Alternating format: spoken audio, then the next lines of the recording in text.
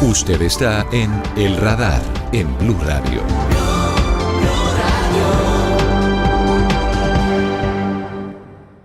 Estamos todavía podemos decir comenzando el año y es un momento muy importante para hablar de los retos en diferentes sectores y uno fundamental para la economía de Colombia y para la movilidad del país es el sector minero energético y el sector de petróleo y de gas.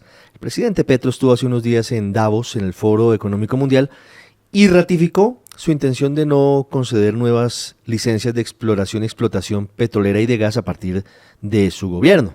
Obviamente eso tiene unos matices, obviamente eso tiene sus bemoles, pero el gas está allí como uno de esos combustibles fundamentales para la transición energética.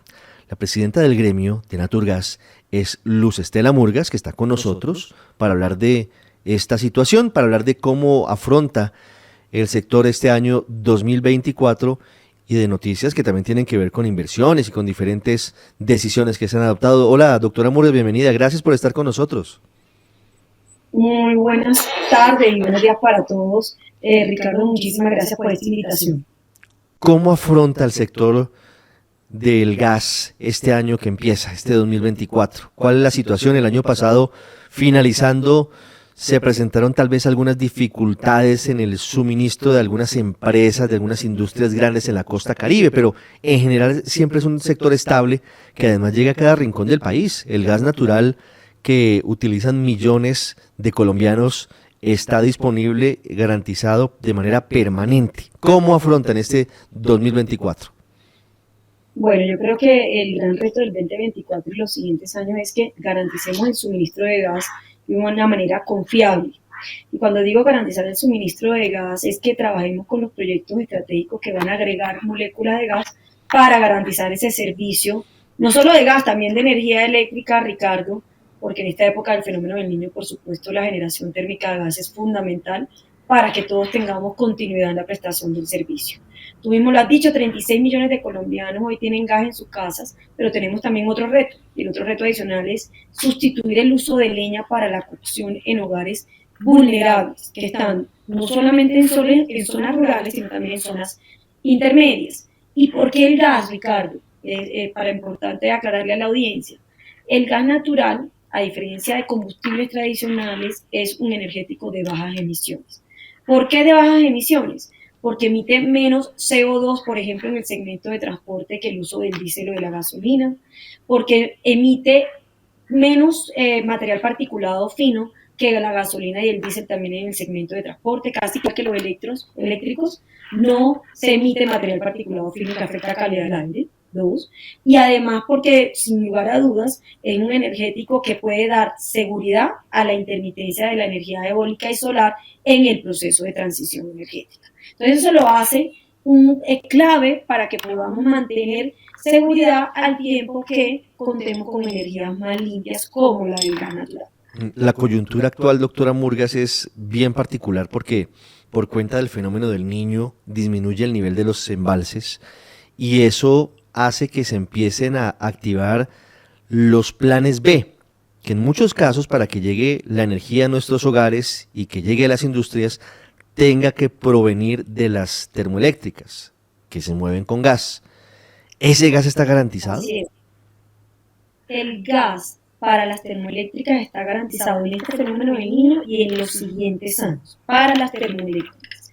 Hoy, con este fenómeno del Niño, estamos generando el 26% de la energía que consumimos con gas natural.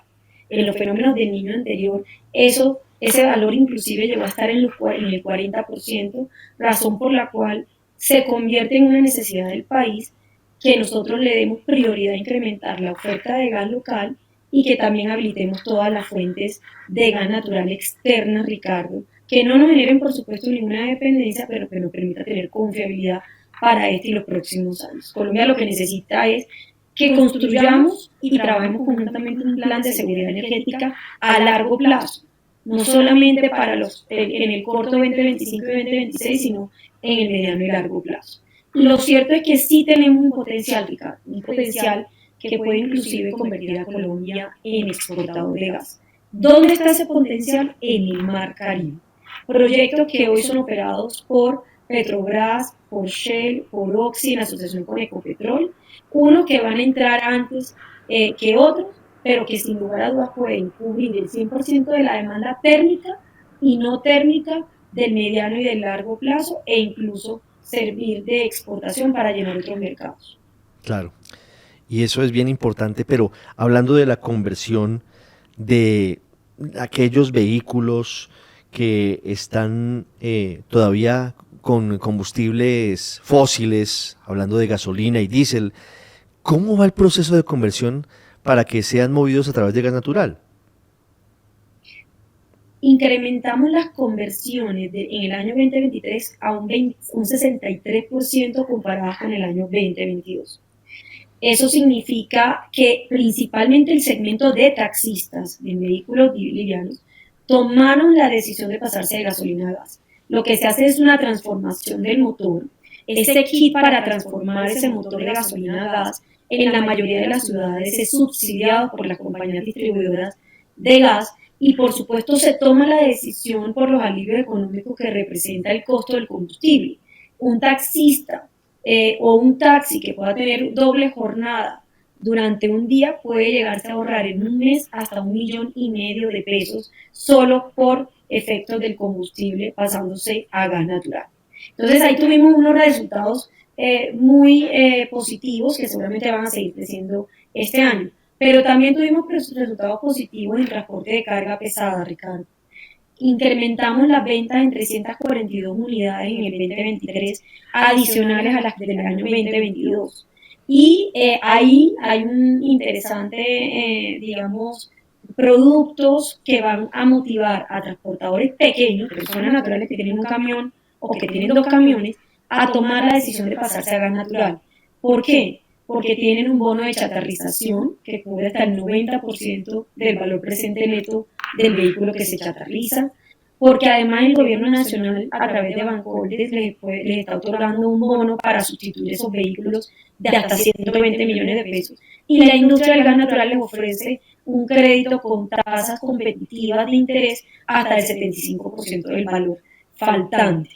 Todas estas mecanismos de financiación junto con el alivio económico que pueda generarse en combustible también comparado con el diésel, si pensamos en desmontar el subsidio o parcialmente desmontarlo en los próximos meses, va a lograr que el sector transporte realmente se descarbonice, que el sector transporte realmente haga una transición energética para dejar de utilizar gasolina y diésel por utilizar un energético de bajas emisiones como el gas natural.